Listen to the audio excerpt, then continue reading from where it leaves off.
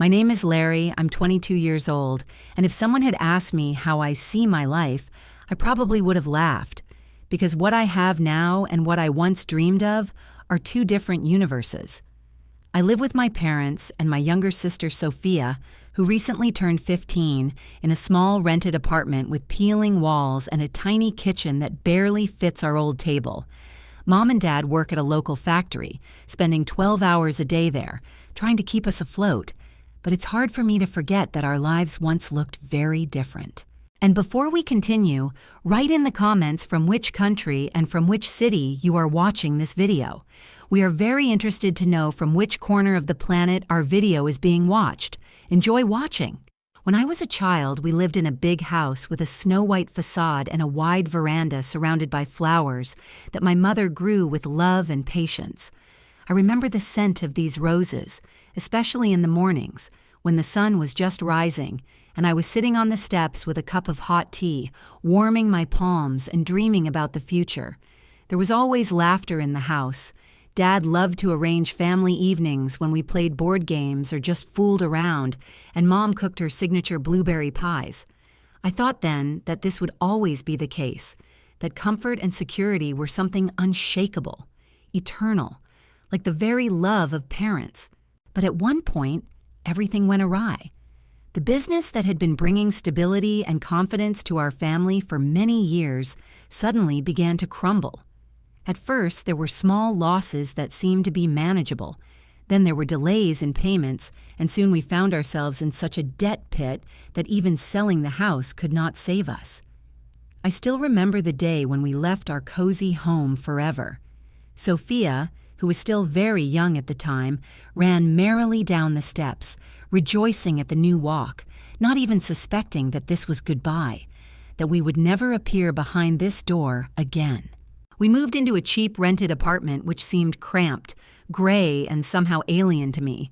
The space narrowed, the air became heavier, and my conversations with my parents turned into short, restrained phrases, in which tension could be seen from time to time. I didn't have enough money, and in order to help my family in any way, I got a job at a small cafe owned by Joe, a friend of my father's. After school, I'd put on an apron and serve coffee to people who used to come to our dinners, sit at our table, and discuss deals with Dad. I watched them glance at me, barely recognizing me, and felt the bitter irony of fate building up inside me. Meanwhile, Sophia continued to live in her own world, where there was no shortage of money, where all desires were fulfilled on demand. She asked for a new phone, designer clothes, trips, expensive gifts, and somehow her parents found the opportunity to give it to her. I didn't understand where they were getting the money from if they were barely coping with their debts. But every time I tried to talk about it, Mom just shook her head and said, "We don't want her to feel different, not like her friends." But how could she feel the difference if no one told her about it? While I was counting every penny, saving for travel and textbooks, while I was working overtime to help in some way, Sophia continued to smile and rejoice as if nothing had changed. Sometimes it seemed to me that she and I lived in two parallel worlds, where my world was a struggle and hers was an endless childhood. When I received my college acceptance letter, it was a moment when, perhaps for the first time in a long time, I felt that my future was not just a series of compromises, but something worth fighting for. Mom and Dad hugged me. Dad's eyes shone with pride. And Sophia, she looked impressed, but not for long. Soon she was engulfed again by the screen of the new iPad. "You've always been a smart girl," Dad said, and I realized that for him it was also a hope for a better life. College turned out to be difficult, but I was grateful for the scholarship that allowed me to study there.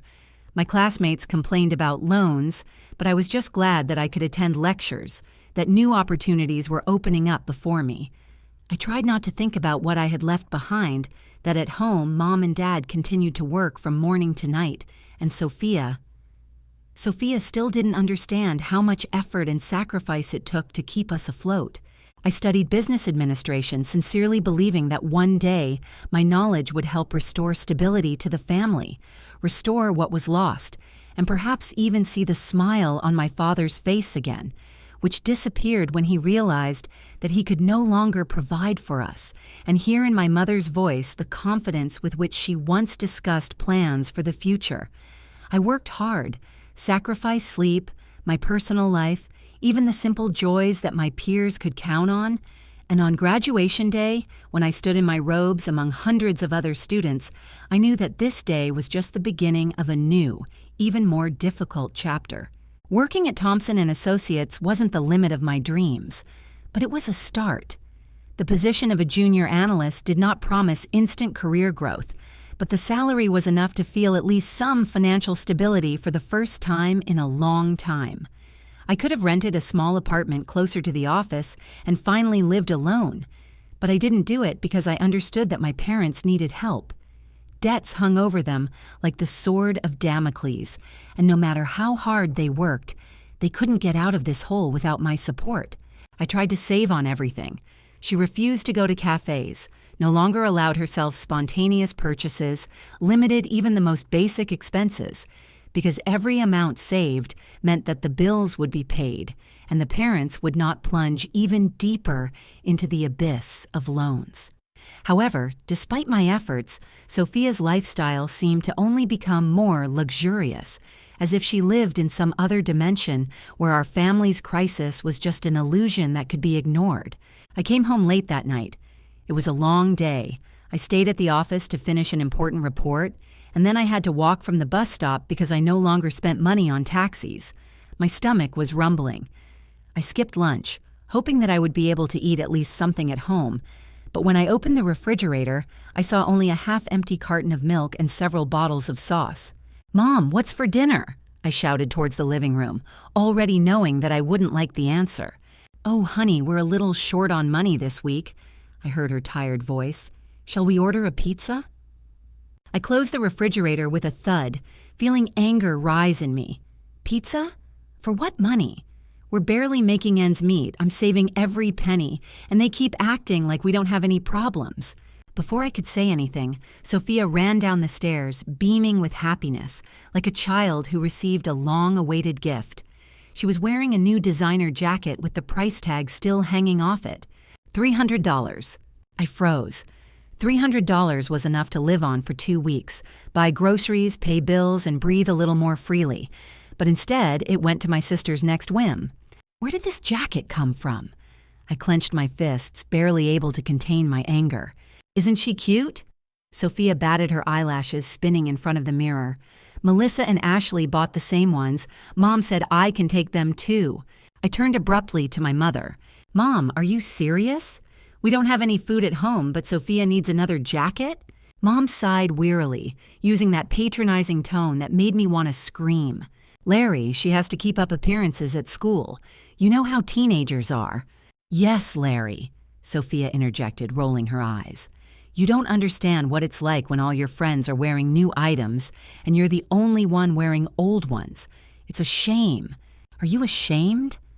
I wanted to laugh, but instead I just stood there and stared at her, watching her admire her reflection while my stomach rumbled with hunger.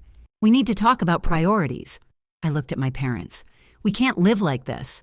Sophia must understand. Sophia has to fit into society. My father interrupted me, without looking up from the newspaper. You know how cruel children can be. All those rich girls with their fancy clothes. I stopped trying to argue. How can I compete with Sophia's complaints, her tears, and her parents' endless excuses? While I was tracking every penny I spent, my sister's friends raised the bar higher and higher, and my parents continued to do everything possible to satisfy her desires, even if it meant that we would be left without dinner. It all started with $11,000.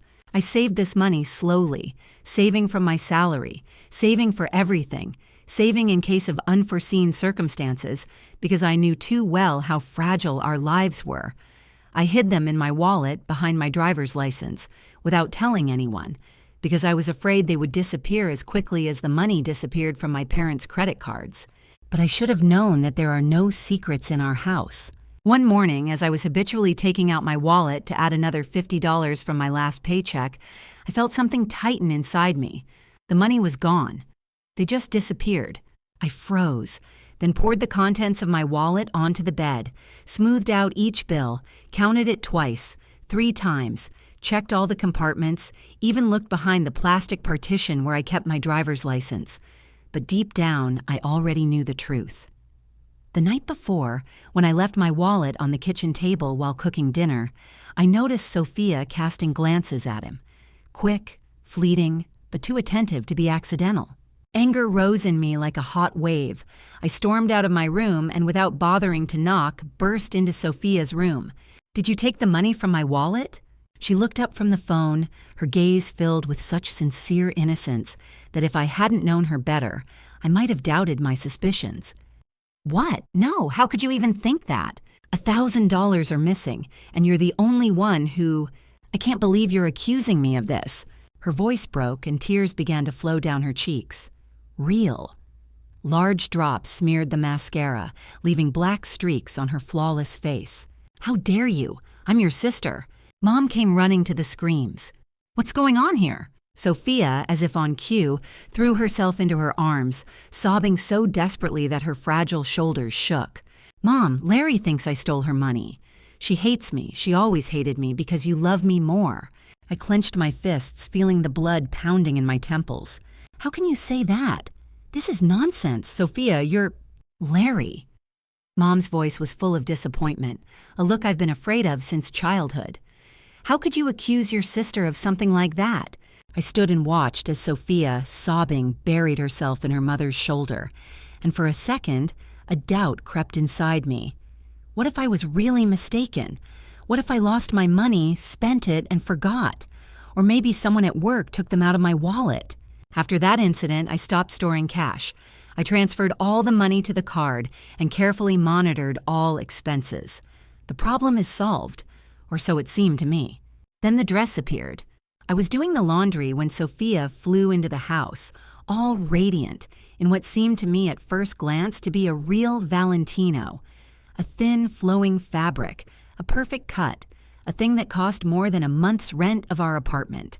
"Where did you get it?" I asked, clutching the damp sheet in my hands. Sophia casually ran her hands over her skirt, smiling frivolously. "I've had it for 100 years. "Mom! Dad!" I shouted towards the living room. "Did you buy Sophia another expensive dress?" They both left the room.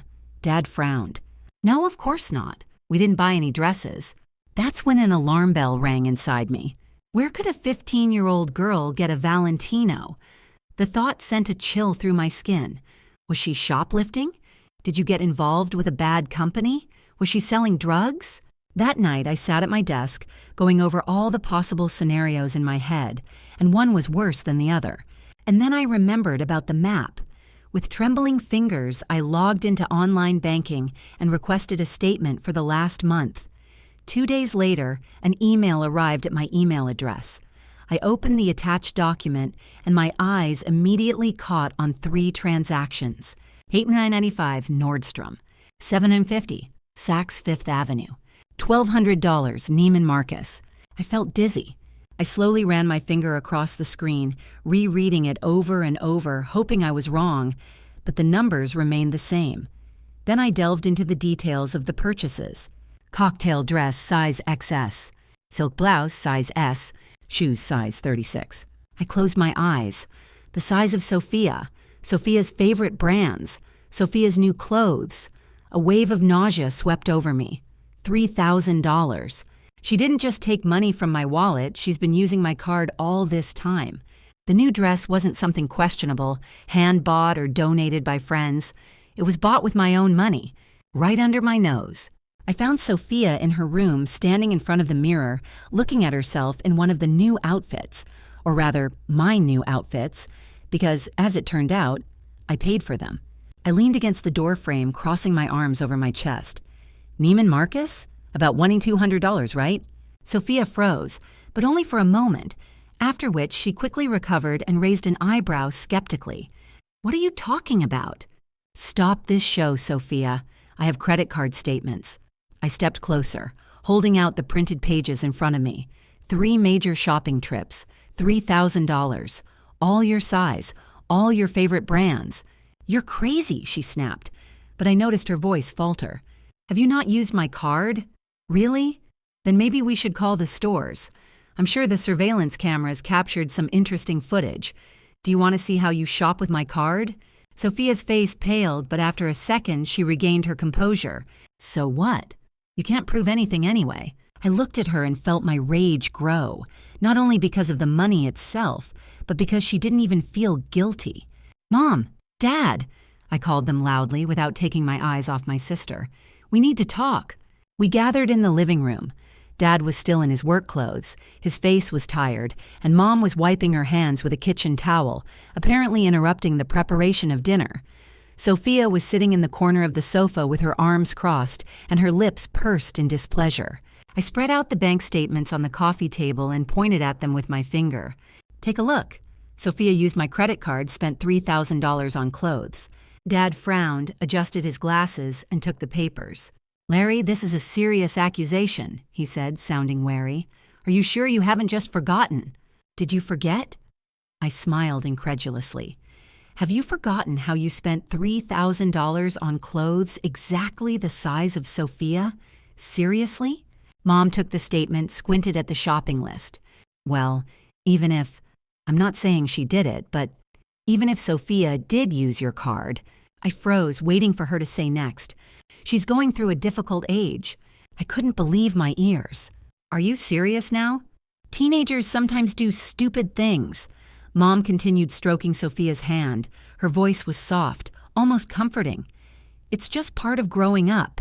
You were a teenager too, Larry. Do you remember when you were her age? When I was her age, I didn't steal $3,000 from my own family. I blushed, barely holding back a scream. Don't be so dramatic. Mom sighed wearily. If Sophia really did it, and we're not saying that it did, but if it did, why don't we just consider it an early birthday present? I stared at her in complete disbelief. An early gift? For your birthday? Which one did she steal from me? You're just making a big deal out of it. Dad took off his glasses, rubbing the bridge of his nose. I shifted my gaze to Sophia. She sat with her hands clasped in a lock, and her lips trembled slightly, but not from fear or remorse. It was a winning grin. She knew she'd get away with it. She always got away with it. You don't understand what you're doing. I felt my voice break, but I couldn't control myself anymore. It's not about the money. If Sophia steals from her family, what's next? She could get into serious trouble. Dad shook his head. You're jealous. I felt an icy dread take hold of me. What? You've always been jealous of your sister. I laughed, dry, bitterly, without joy. Jealousy? To what end? Is it okay to be a thief? That your parents are covering for you, Sophia? That you don't have the slightest idea what it's like to fight for something, to work, to sacrifice? Mom shook her head and looked at me reproachfully. That's what envy looks like, Larry. You just can't stand that we love Sophia and want the best for her. I couldn't stay in this house a minute longer that night. The walls seemed to shrink. The air became heavy, and every glance from my parents or sister felt like another betrayal, another blow to what I once called family. I grabbed my keys, slammed the door behind me, and drove through the dark streets, not having an end goal in mind, just trying to put as much distance between myself and this house as possible. In the end, I ended up near Jenny's house. She's been my closest friend since we started working together, and if I needed anyone at that moment, it was someone who could look at the situation from the outside, without prejudice, without family ties, without those eternal excuses my parents surrounded Sophia with. Jenny opened the door in one of her stretched-out t-shirts and with a sleepy expression on her face. But as soon as she saw my condition, she immediately woke up, motioning me inside. What happened? What is it? She asked, closing the door behind me. I didn't answer right away, just went into her small, cozy apartment, sank down on the couch and put my head in my hands, feeling the tension squeeze my temples. Sophia. I finally exhaled. She stole $3,000 from me. 3,000s of mine, monies. Jenny silently poured us wine and sat across from me, listening without judgment as I told her the whole pathetic story about credit card fraud, about helplessness in the face of parental connivance, about how easily my family was willing to justify theft in order to preserve the illusion that Sophia was still their little, flawless A-girl. The wine helped soothe my anger, but it couldn't erase the pain. "This is crazy," Jenny said when I finished. "Your sister must understand that there are consequences for this. Otherwise, one day she will find herself in real trouble." "I've tried everything." I leaned back, closing my eyes. "But they just keep justifying it. Sophia always wins." Jenny paused, thoughtfully twirling the glass in her hand, and in her eyes there was that sparkle that always appeared when she thought of something. "You know, my Uncle Mike is a cop. He can help." I opened my eyes. "Help me? How?" "He might visit your sister. Scare her. To make her understand that this is not just a silly prank. He's done this before for other families, and sometimes kids just need to see where it can lead." The plan began to take shape right in front of our eyes. Over the next 2 days, we thought of everything. How to make Sophia believe that she is facing real consequences. We have calculated the time. Dinner, when the whole family will be at home, when no one will be able to get away or slip away. And so, that evening, we sat at our dining table as if it were a very ordinary dinner. The aroma of lasagna cooked by my mother filled the kitchen. There was something warm, almost cozy in the air. But I could barely touch the food, knowing what was about to happen. Sophia, as always, dominated the conversation, gesticulating, laughing, completely unaware that in a few minutes her world would turn upside down. The doorbell rang. "I'll open it," Sophia said cheerfully, immediately jumping up from her seat, obviously expecting one of her friends. I didn't take my eyes off her as she opened the door with a smile. Officer Thompson stood in the doorway. His uniform shirt was immaculately pressed, his badge sparkled in the lamplight, and his expression was so serious that it sent chills down my spine. Sophia stepped back, her face ashen, and a look of fright flashed in her eyes. "What's going on?" Mom immediately rushed to the door, followed by her father. I slowly got up from the table, clasping my hands tightly to hide their trembling. "I called the police," I said calmly, looking directly at Sophia. "Someone stole $3,000 from my credit card, and I want to know who did it." Officer Thompson stepped into the house, his imposing presence filling the space, and tension hung in the living room, thick as storm clouds before a storm. Sophia sat down on the sofa. Her shoulders were shaking, and tears were already flowing down her cheeks. My parents darted between us, looking confused and worried. "Sir, there must have been some misunderstanding," my father began, wiping his sweaty forehead. "We can solve this in the family circle." "The money was stolen," Officer Thompson interrupted him in a firm voice. "This is a serious crime. In such cases, we are obliged to conduct an investigation." Sophia sobbed louder, her hands shaking as she clung to the armrest of the sofa. Mom, her voice cracked. "Tell them it's a mistake." Mom rushed over to her, stroking her head like a small child. "Officer, please." Her voice was shaking. "She's just a girl. She's 15. We can—" "A girl?" I stepped forward, barely able to contain my anger. "She stole $3,000 and didn't feel a drop of guilt." The officer paused, then looked directly at Sophia. "Girl, do you understand that you can get a real term for credit card fraud?" Sophia jerked her head up, her eyes wide with horror. "Wait, but how many times have you used someone else's card?" Her gaze darted between me, Mom, and Dad, and her lips were trembling. She didn't know what to say. For the first time in her life, Sophia couldn't get away.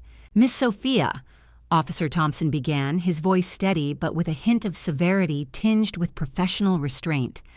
"We have substantial evidence of credit card fraud committed from this address." He slowly took out several sheets from the folder, slightly tilted them forward so that Sophia could see even if she didn't want to. Transaction records, surveillance videos from stores, witness statements, everything points to your involvement. Sophia sobbed loudly, covered her face with her hands, and her shoulders shook. But the officer did not even pause, continuing to speak confidently, steadily, not allowing emotions to interfere with the main thing. "I've seen cases like this before." He looked at her carefully, as if studying her. "Good kids from good families who thought they could get away with a little theft. They are sure that if their parents cover for them once, twice, 3 times, then it will always be like this. But do you know where most of them end up?" He paused, letting the question hang in the air.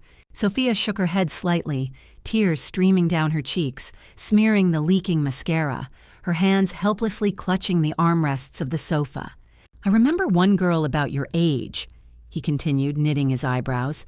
"She started by stealing from her family. Everyone thought it wasn't that big of a deal, that everything is under control.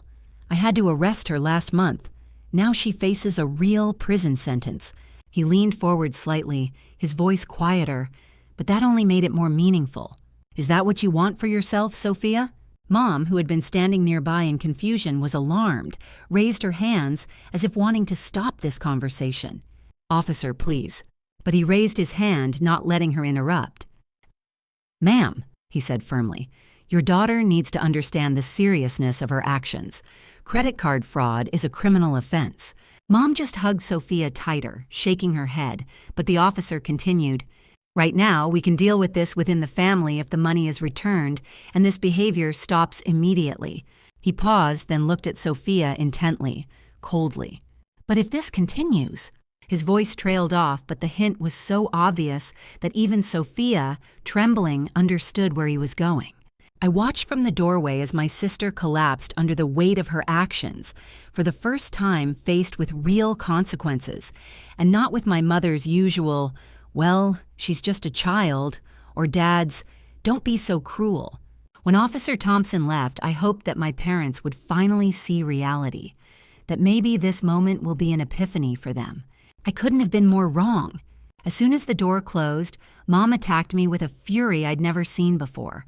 "How dare you?" Her face contorted with anger and her voice rose to a scream. "How the hell do you dare bring the police into this house?" I took a step back, startled by her tone. Mom never said that. She never swore.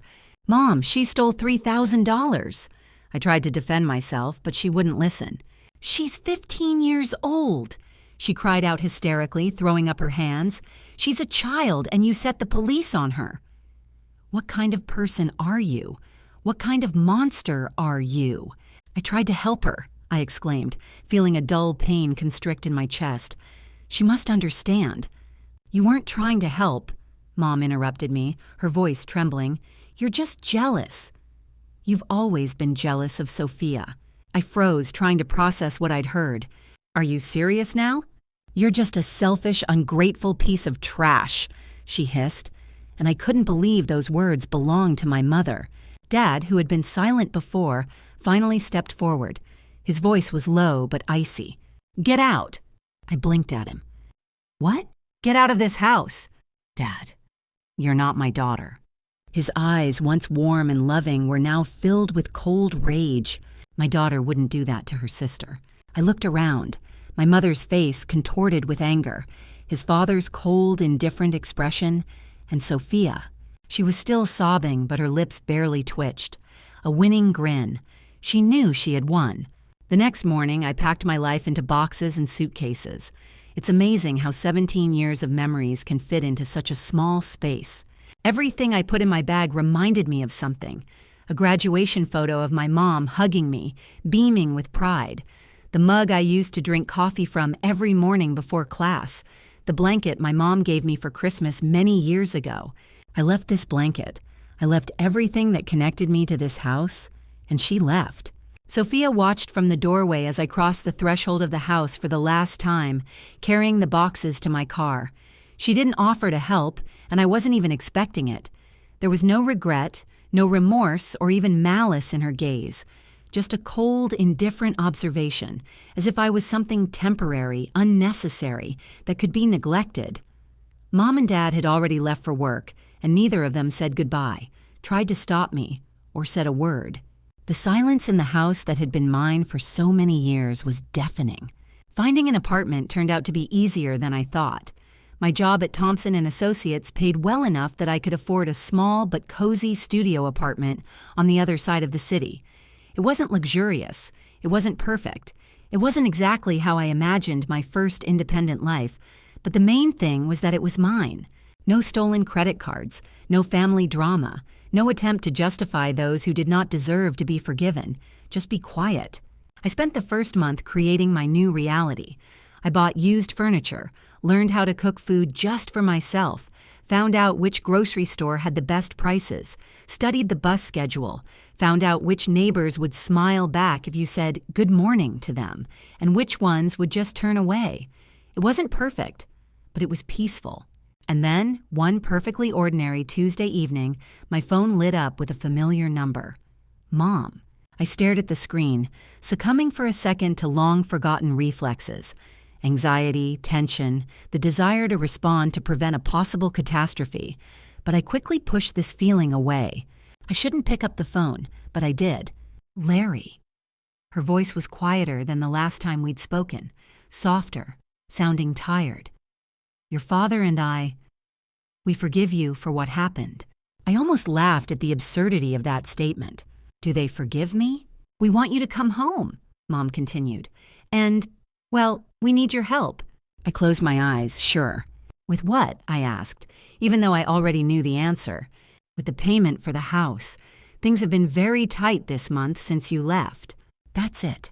That's the feeling they've always used against me. The usual burden of guilt and obligations tried to fall on my shoulders again, but this time I just shrugged my shoulders. No, I said calmly. Larry, please. You can't call me trash, say I'm jealous of Sophia, and then ask for money. I finished. I hung up the phone, and then I blocked her number, then my father's number, then Sophia's number, and it was both terrifying and liberating. Then the letters began. Urgent messages about overdue payments, financial difficulties, and the fact that the family can't cope without my help. I didn't open them. I just blocked it. Then came the messages on social media, from old family friends, from distant relatives whom I haven't talked to in years, from anyone my parents could recruit to beg me to help the family. Everyone talked about family obligations and forgiveness. Everyone ended up asking for money. I've blocked them all. They showed up at my office on Wednesday morning. I was sitting at my desk on the 3rd floor looking out the window, watching them standing in the lobby below, arguing with the guards.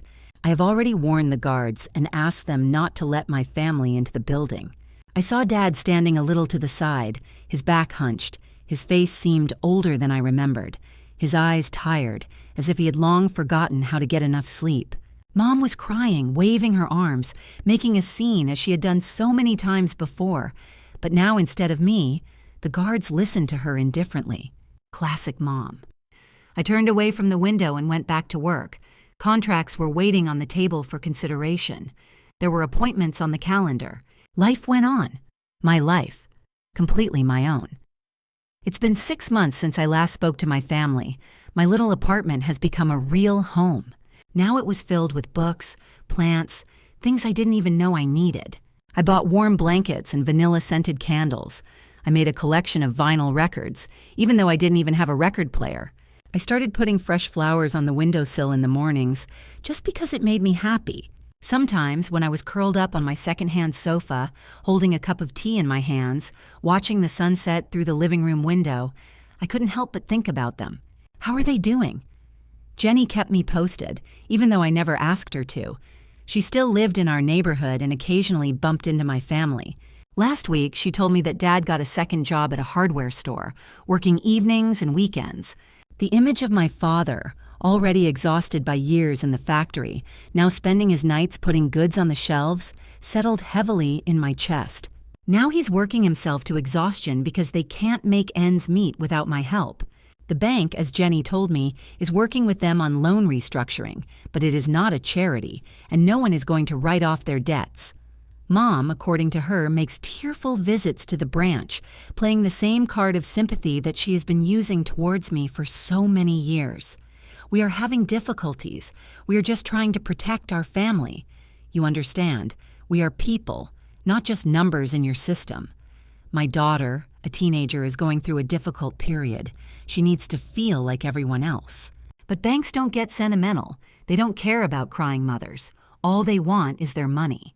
And my parents are running out of options. Their standard of living has dropped significantly since I left. No more shopping trips for Sophia, no new gadgets or designer clothes. No sudden little joys that I always paid for. Jenny said she saw Sophia in the same outfit twice in 1 week. 6 months ago, this would have been unthinkable. Part of me hopes that this teaches her a lesson that my parents could never have taught her. But I'm not optimistic. Sometimes, usually late at night, when the world around you seems too quiet, guilt creeps in. I think about Dad, about his rough, overworked hands, about those fingers dotted with small cuts and calluses, who for so many years clutched tools in the factory, and now they are sorting through boxes in the hardware store instead of resting. I think about my mother, who, no matter what, remains my mother. I even think about Sophia, who at 16 is still more of a child than an adult, shaped by years of unconditional support from parents who never let her know what it means to face reality. But then I remember that night, the night they kicked me out. I remember my mom calling me trash. I remember how my father disowned me, as if I wasn't his daughter. I remember Sophia grinning behind her fake tears, knowing she had won. I remember how for years I gave away everything I had, and in return I was seen only as an ATM, but not as a daughter. And then the guilt disappears. Determination replaces it. The determination to protect the world I've finally built. My friends tell me that I should try to reconcile. A family is a family, no matter what. But they don't understand. They don't understand that reconciliation requires an awareness of guilt on both sides. And my parents don't think they did anything wrong. They don't want reconciliation. They want their human ATM back. Sophia probably doesn't think about me for a second, except when she realizes she's lost her unlimited shopping budget. Maybe someday things will be different. Maybe Dad will realize that his protection of Sophia has done more harm than good. Maybe Mom will realize that love isn't measured by designer labels and credit card bills. Maybe Sophia will grow up and realize what she lost when she betrayed my trust. Maybe they'll start missing me. For me, as a daughter, not as a source of money, I'm building my own life. I was promoted at work last month. I'm thinking about buying a house instead of renting it. I get to know myself without the burden of family obligations that have weighed on me since childhood. I'm discovering that you can miss someone and still know that you're better off without them.